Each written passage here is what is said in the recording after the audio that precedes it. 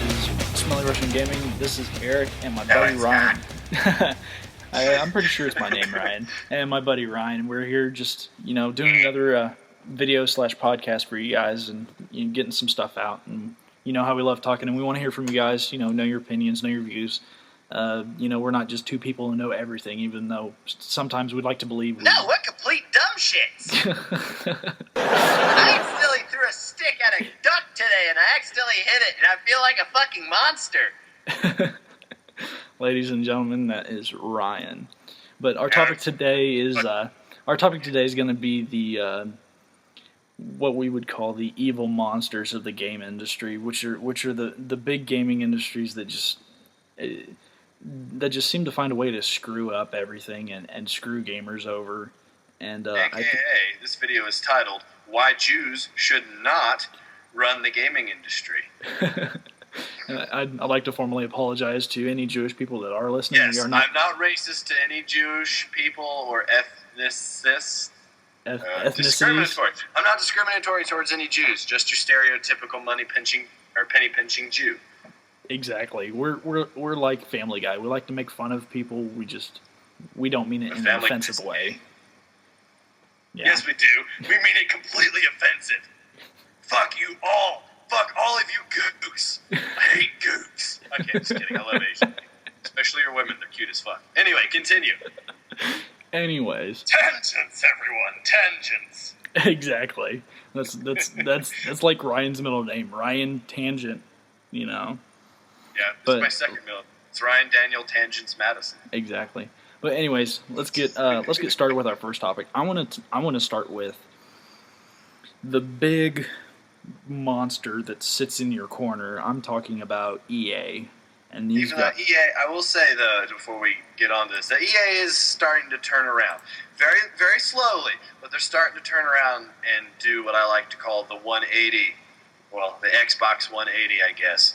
But it's because of course they did get rid of their online pass stuff now. Every game that they originally had online pass codes and stuff for, you don't have to have any of those anymore. So you can play online with the used game, which is cool.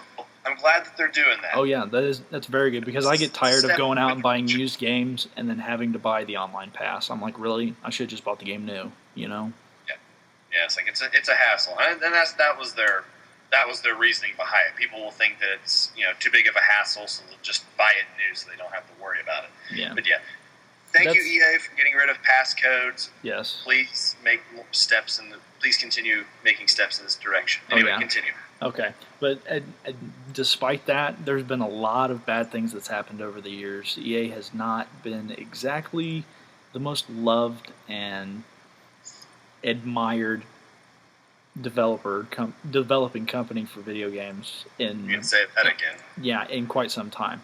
They were voted the worst company in 2 years. This isn't just a video game developing company vote. This is like a worldwide company vote.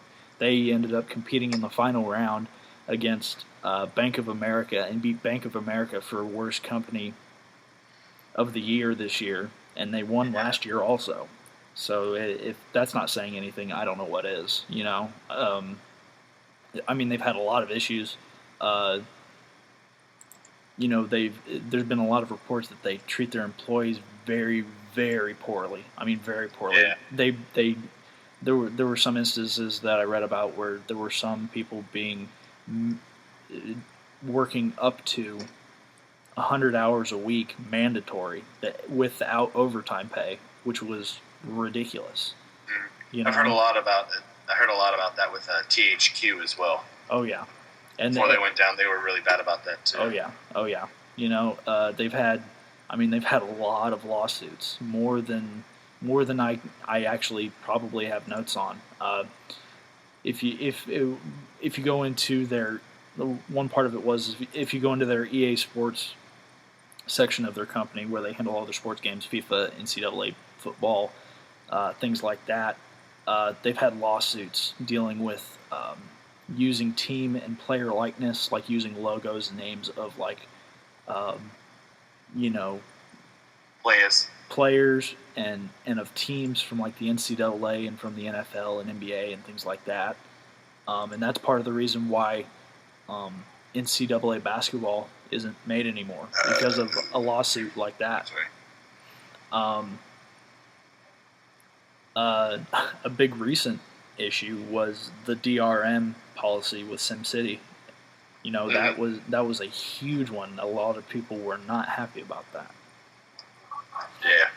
Even though something that is cool is that they're actually considering making it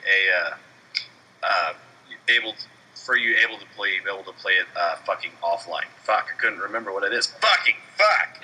Cops. Shit. Yeah. I mean, and you know, they're also known for buying out small developers and for one either closing them or just bombing them altogether. You know, by buying these small companies. They bought it was back in I don't remember exactly how long ago it was, but they bought like 20% of Ubisoft's stocks, you know, and was doing terrible with that, and so they ended up selling their stocks back to them because it was I mean it's just one thing after another with EA, and you know they're starting to learn a little bit, but they're just so big. I mean they're just so big that it doesn't really matter if they care or not because we're still gonna buy their games, which is sad. As much as you know a lot of us get upset with EA, people still buy their sports games. People still buy Battlefield. They still buy all these different games from them, and they just don't stop with it, you know. Yeah. You know, I mean, EA's. I know a lot of people. Well, I don't know people, but I know of people who protest EA games.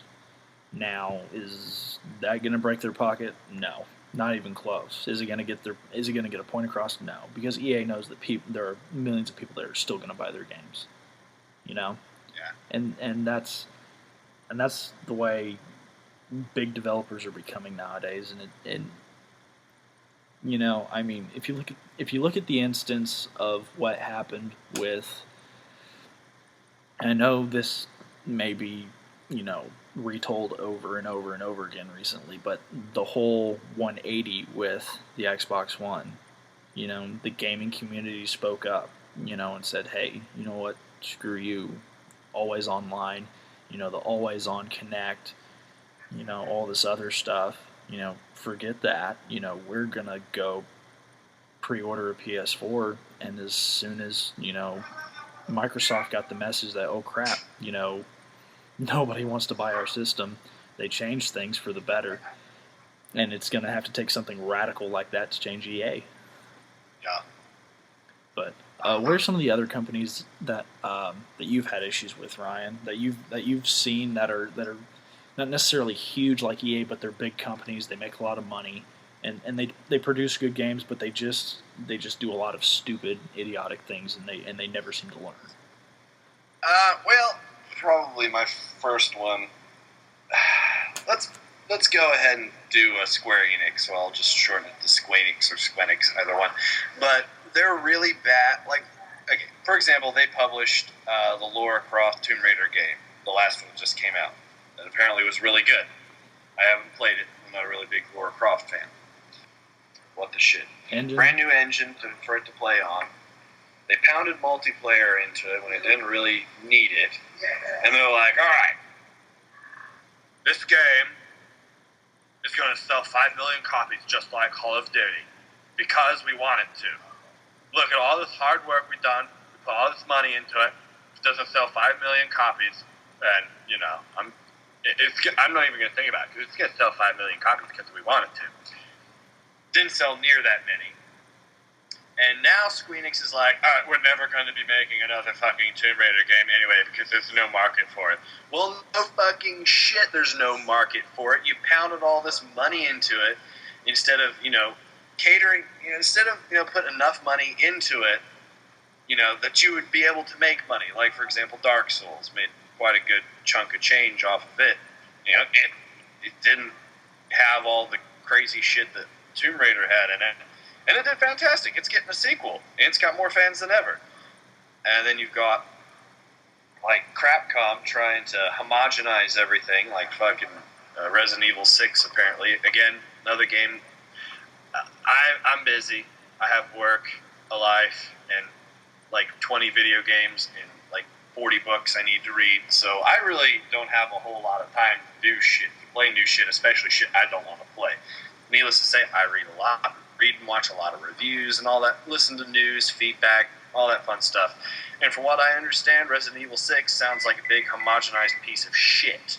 Mm-hmm. It's like, oh yay, let's just make it like, everything else, and people will buy it, even though there's a huge market for Resident Evil games already. It's just like, don't try to get everyone playing the game. Just stick to your target audience, the big audience that you already have, cater to them, and let it be. But yeah, it's pretty much just people getting dollar signs clouding, their good sense. Yeah. It's like, we can make money. And instead they just end up losing money, and then you get shit like THQ going down. Oh, yeah. Yeah, it's like, if you gotta like, don't reach, in the video game industry, you shouldn't reach for the stars, at least not at first. You should always just reach within a comfortable distance. But don't make comfortable games. Like, you should, in all fact, try to do something new. Try to make new stuff, but at the same time, don't try to play it safe, but fucking hell, you know what I mean? Yeah. Cox. Well, and there's a lot of big market companies like Capcom and THQ that went under, and EA, and all these different companies that are doing this kind of thing where they're shoving stuff, and they're not really, they're just, if we shove more money into this game, it's going to automatically make it better.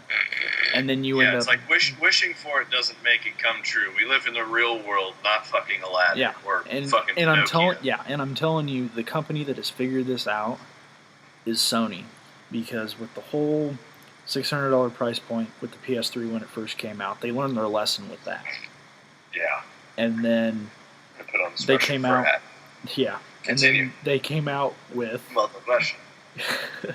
And then they came out with The Last of Us, which is a phenomenal game. I mean, it's a whole new series, and usually you don't see the new series, like the new, brand new games, until you get to the next gen. Well, not only have they just come out with The Last of Us, which is, I mean that could possibly win Game of the Year, even with the next gen consoles coming out. That could win Game of the Year.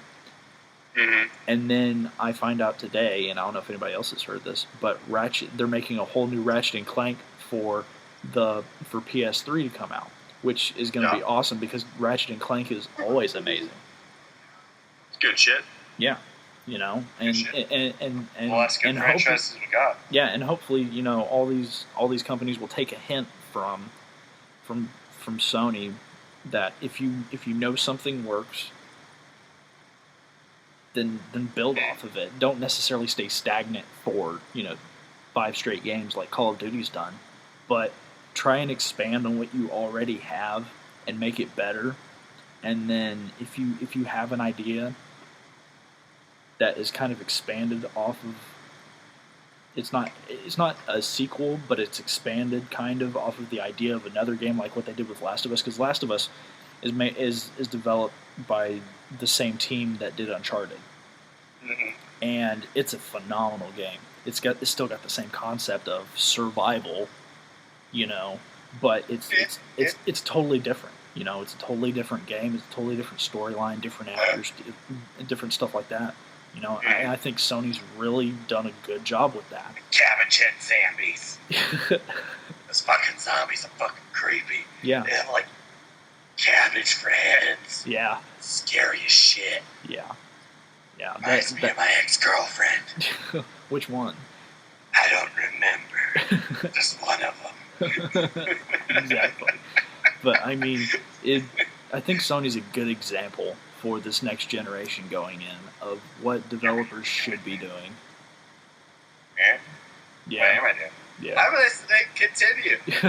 I'm just enthralled by your magnificent beard. Well, yeah. I mean, it is pretty long, but I do got to cut it for the wedding. So I know. That's why we're all gonna shave out our facial hair except for Dave because he can't shave. Bag it. Yeah. But anyway, we're all gonna grow out our facial hair as long as we can. Yeah. Until that day, and then we're all shaving it off together. Yep.